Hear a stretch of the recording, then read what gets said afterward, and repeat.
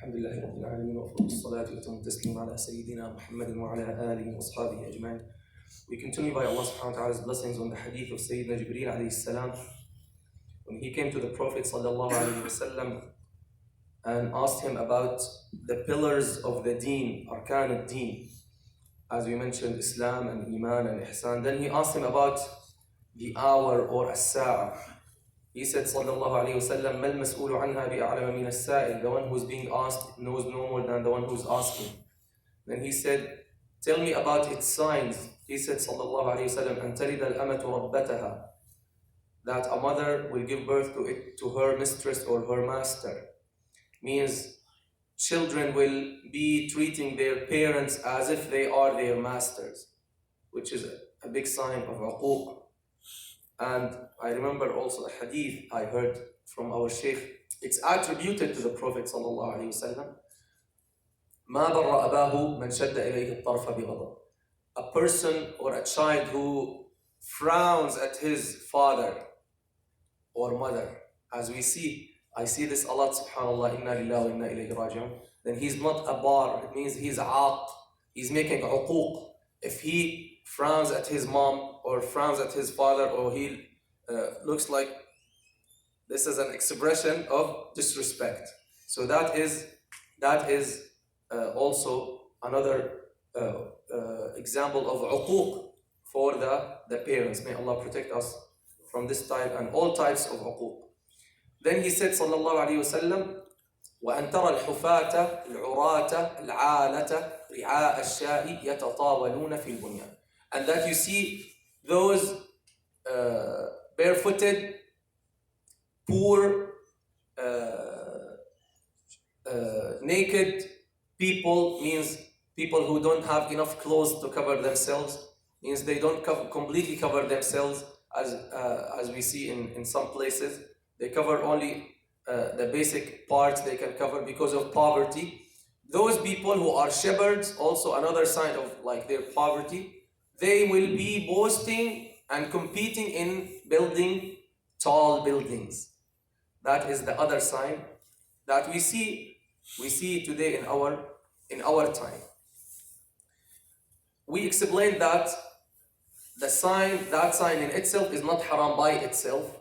To build tall buildings, have three-story house or 4-story or 10 stories, in itself is not forbidden or makruh. But what is forbidden is to do that only to show off, only to be just competing with others and to boast of what you have, etc., etc. And that is what is makruh. Also, it will be another reason to make it forbidden or makruh when you violate other people's rights, when you take someone's lands, etc., etc. Also from the signs of the Day of Judgment, which is related to this, is decorating the masajid. And extravagance in decorating the masajid, and that is makruh also if it is, again, for just boasting, and if it includes extravagance, and if it is in a way that will distract the musalli when he's praying. Especially if the decoration and the ornament is in the wall of the qibla, that is definitely makruh.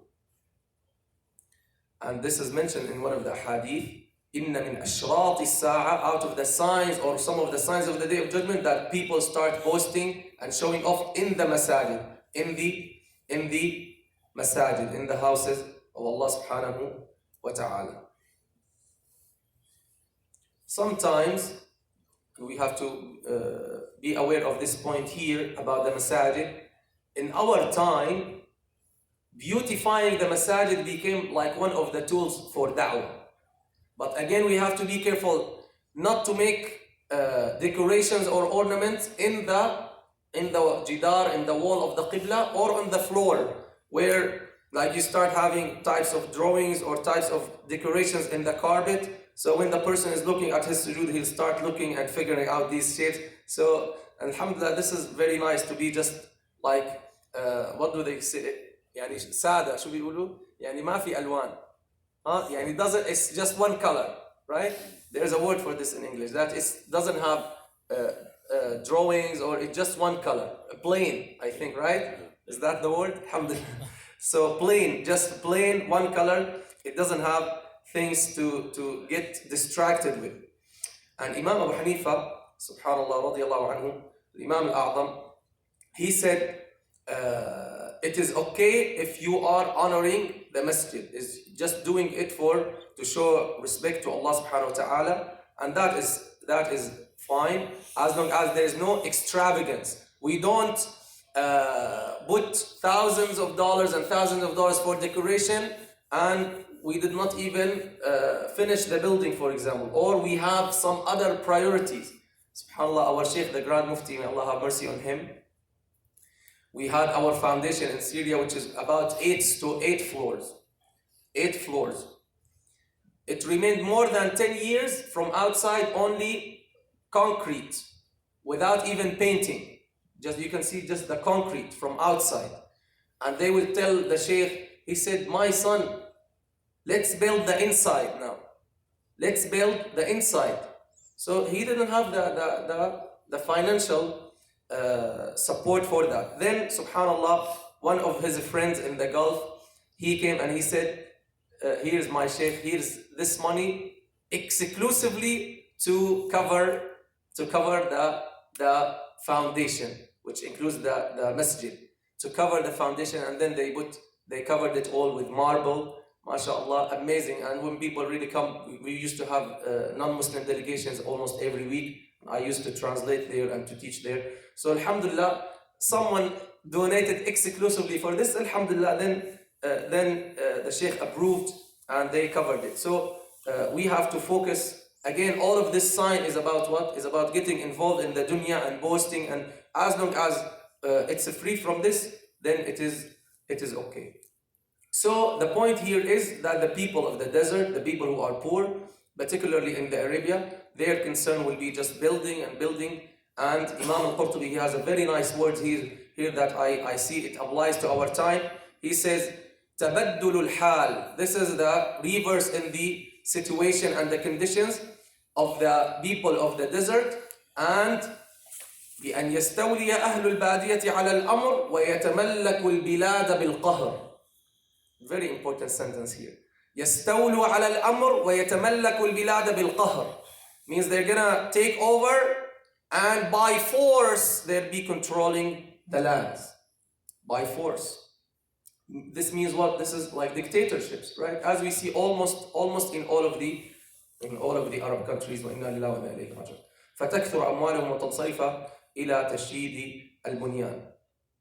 And then you will see the affairs are being given to people who are not its people, means to people who are unqualified. You see one of their kings, you see one of the kings of those countries, Saudi Arabia, he doesn't even read 2 ayat of the Quran correctly.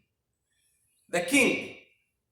And you see non-Arab presidents, like Erdogan, for example, he reads the Quran just like a professional reciter.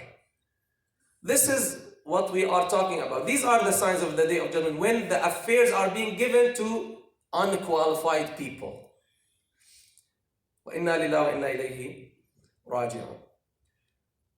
Then his son will be the leader. Then his son, and these people, they know nothing. They don't even know how to read properly Arabic. If they want to give a speech, they will read and they will make hundreds of grammar mistakes that middle school Arabic students will not make. These are the signs we can see with our own eyes, as our beloved mentioned, sallallahu alaihi wasallam. When someone came to him and told him, when is the hour? He said, إِذَا وُسِّدَ الْأَمْرُ لِغَيْرِ أَهْلِهِ وَضُيِّعَتِ الْأَمَانَةِ. When the trust is being lost and affairs are being given to none of its people, means none to the qualified people, then wait for the hour, means the hour is close. Of course, here we need to remember that in the time we're living in, where we have a lot of people and we have extra people coming and few space for people, it's okay to have those buildings, as long as we mentioned, It doesn't include extravagance, and doesn't include boasting, and doesn't include just competition, doesn't affect the nature, doesn't affect the environment, where in some countries they just keep removing the forest and the woods and just building and building, and also that is harmful to the environment and to nature.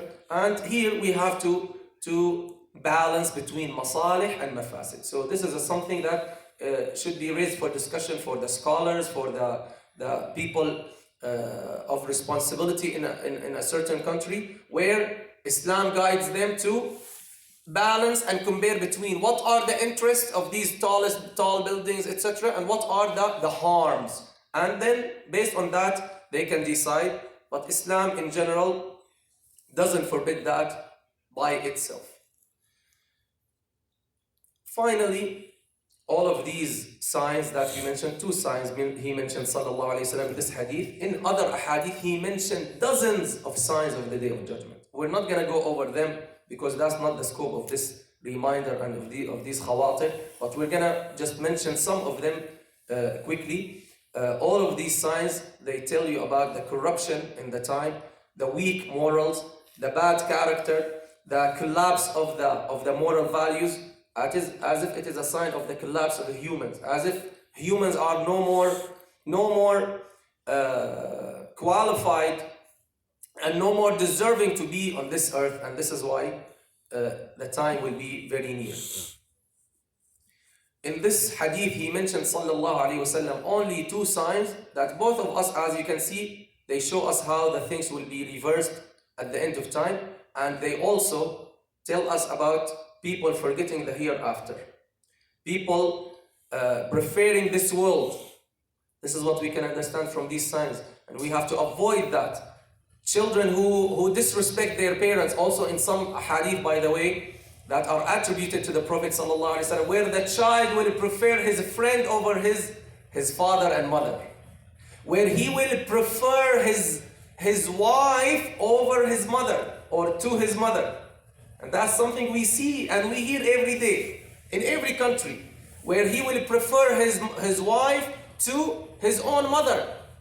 And maybe he will put his mother in the nursing home just for his wife to be satisfied. Don't we see this? Don't we hear about this every day? These are of the signs of the Day of Judgment. May Allah protect us. This shows love for this world, love for desires, love for shahawat, and forgetting about the hereafter. Same thing about the buildings. Inshallah, we'll finish next time with just some examples of the other signs of the Day of Judgment. The scholars mentioned there are major signs, and there are medium or middle signs, and there are minor signs. We're going to just mention some examples inshallah next time if Allah wills. May Allah subhanahu wa ta'ala fill our hearts with His love, and the love of the deeds that draw us closer to His love, and the love of those who love Him. May Allah subhanahu wa ta'ala not make the love of this world sneak into our hearts, and keep our hearts dedicated for Him and for His love and for His dhikr and for the akhirah. May Allah make our main concern is the akhirah. اللهم صل وسلم وبارك على سيدنا محمد. اللهم فرج عن المسلمين في كل مكان. والله give relief to our brothers and sisters who are suffering everywhere. يا رحيم يا رحمن وصل على سيد المرسلين وآله وصحبه أجمعين والحمد لله رب العالمين.